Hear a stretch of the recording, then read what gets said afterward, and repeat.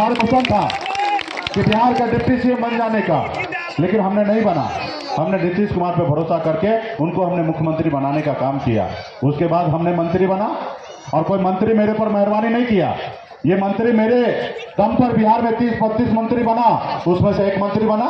ये मेरा सरकार था, और लोगों ने उसके बाद हम काम करने लगे, खास करके पिछड़ा समाज के लिए, दलित समाज के लिए, ऐसे समाज के लिए जिसके लिए कोई सुन नहीं रहा था। जब मैं काम करने लगा तो इन लोगों को परेशानी आने लगा।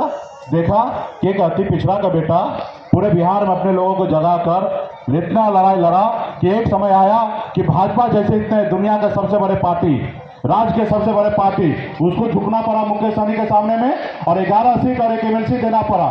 ये लड़का आके काम कर लेगा, अपने लोगों को दिल में जगह बना लेगा। तो आज 11 सीट लिया, एक समय आएगा 51 मांगेगा, एक समय 101 मांगेगा, और एक समय आएगा अपने दम पर बिहार में सरकार बना लेगा। तो मुकेश सहनी को खत्म करो। तो मुकेश सहनी को खत्म करने के लिए एक रणनीति बनाने लगा।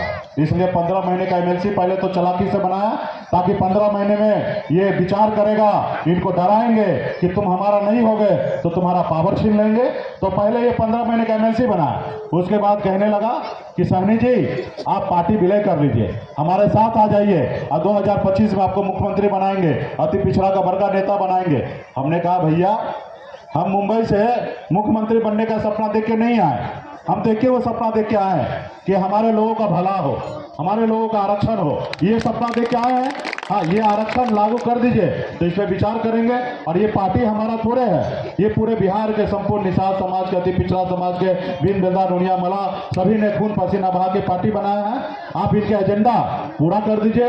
ये एक आंदोलन से जन्म लिया हुआ पार्टी है, और इसका काम कर दीजिए तो विचार करेंगे। लेकिन काम करना नहीं है, पार्टी विलय कर दो। तो हमने कहा ये कभी नहीं हो सकता, मेरे जीते जिंदगी तो ये कभी नहीं होगा। हमें लड़ाई लड़ेंगे, आखिरी सांस तक लड़ाई लड़ेंगे। उसके बाद देखिए उन्होंने क्या किया। जब मैं काम करने लगा, परेशान होकर ये सीट का उपचुनाव हुआ, यहाँ जबरदस्ती उन्होंने प्रत्याशी उतार दिया, तो भी हमने कुछ नहीं कहा। हमने कहा जनता मालिक है, जनता के बीच में चलिए, और जो प्रत्याशी को जिता देगा वही प्रत्याशी आगे बढ़ेगा। हम दोनों दोस्ताना संघर्ष करते हैं, और हमने भी प्रत्याशी उतारा। रमेश राम जी के सुपुत्री बहन गीता जी को हमने यहाँ पे प्रत्याशी बनाया। उसके बाद क्या किया, एक मल्ला का बेटा, अति पिछड़ा का बेटा को पार्टी को तोड़ दिया, सब विधायक को खरीद लिया, अपने पक्ष में कर लिया, और हमें अकेला छोड़ दिया। उसके बाद भी हमने कुछ नहीं कहा। हमने सुबह प्रेस कॉन्फ्रेंस किया, और जो गए उनको भी धन्यवाद दिया कि आपको धन्यवाद है, जाइए फलो फूलो, आप जहां पे हो वहां पे बेहतर जिंदगी जिए, हमें कोई एतराज नहीं है। उसके बाद हमने भाजपा को भी कहा कि पहले भी 74 विधायक बना, उसमें खून पसीना निषाद समाज ने दिया, अति पिछड़ा के बेटा ने के सहयोग से आप 74 विधायक बनाए। उसके बाद भी बिहार में आप 2 नंबर की पार्टी बन गए।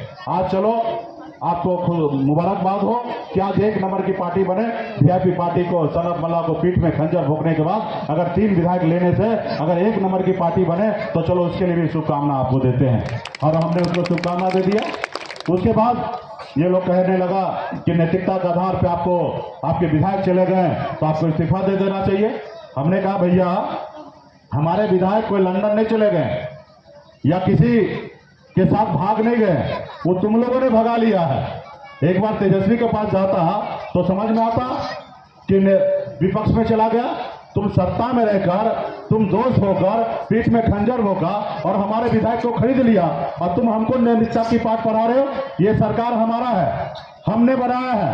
अगर उस रोज अगर मैं समर्थन नहीं देता तो ये सरकार नहीं बनता। इस सरकार से हम नहीं निकलेंगे, हम अपने लोगों के लिए काम करेंगे।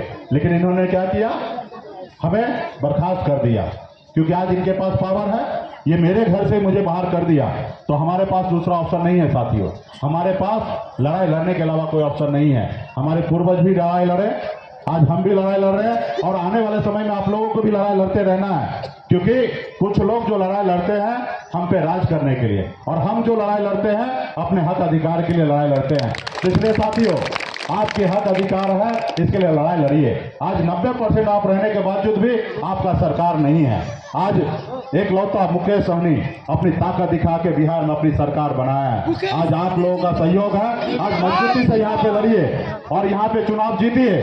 ये 1 सीट जीतने से आप मुख्यमंत्री नहीं बनिएगा, लेकिन सपना जरूर देख सकता है एक पिछड़ा गरीब का बेटा, मल्ला का बेटा, कि दुनिया का हर ताकत से हम लड़ाई लड़ने के लिए तैयार है। और जब एक सीट जीत सकते हैं तो पूरे बिहार में 125 भी जीत सकते हैं, और जब 125 जीतेंगे तो अपने दम पर बिहार में सरकार बनाएंगे। इसलिए